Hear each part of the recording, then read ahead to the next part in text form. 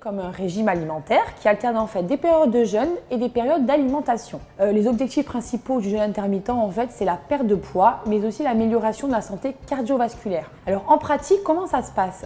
Déjà il y a plusieurs façons de pratiquer le jeûne intermittent. Il y a le jeûne un jour sur deux, c'est-à-dire un jour de jeûne puis un jour d'alimentation normale. Mais selon certaines études, en fait, ça pourrait déstabiliser la glycémie.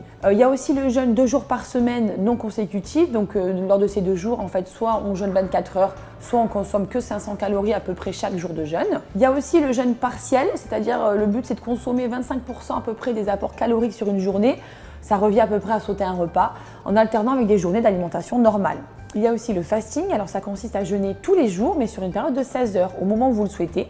Donc il est possible évidemment de compter le jeûne de la nuit, ce qui veut dire que les 16 heures de jeûne peuvent être de 21 heures à 13 heures le lendemain par exemple.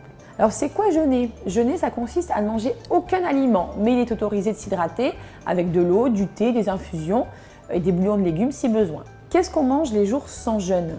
On mange normalement, mais si on veut pas réduire en fait tous les bénéfices du jeûne, il vaut mieux veiller à manger équilibré évidemment. L'avantage en fait c'est qu'il n'y a pas de quantité limitée, pas d'aliments à peser. D'ailleurs il est recommandé de faire de bons repas complets pour éviter quand même tout manque de vitamines et de minéraux. On reste vraiment dans l'équilibre alimentaire les moments où on ne jeûne pas. C'est-à-dire des légumes à chaque repas, des protéines, des féculents, des fruits. On évite quand même de manger trop sucré, surtout les sucres raffinés, les boissons sucrées. En fait, ça pourrait carrément annuler les effets du jeûne en augmentant la sécrétion d'insuline. L'insuline, c'est l'hormone qui fait baisser le taux de glucose dans le sang. Et c'est vraiment l'inverse qu'on cherche en pratiquant le jeûne intermittent.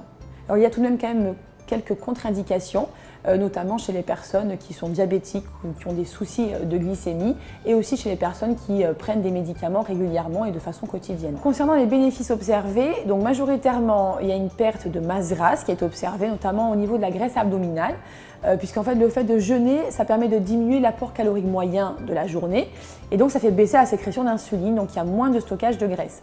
Et au niveau santé, on observe tout de même une amélioration du système cardiovasculaire et la baisse aussi des réactions inflammatoires et du stress oxydatif. Alors pour conclure, je dirais que l'avantage par rapport à d'autres régimes hypocaloriques, c'est que le jeûne intermittent, il est tout de même moins contraignant, plus souple et du coup plus facile à tenir sur le long terme.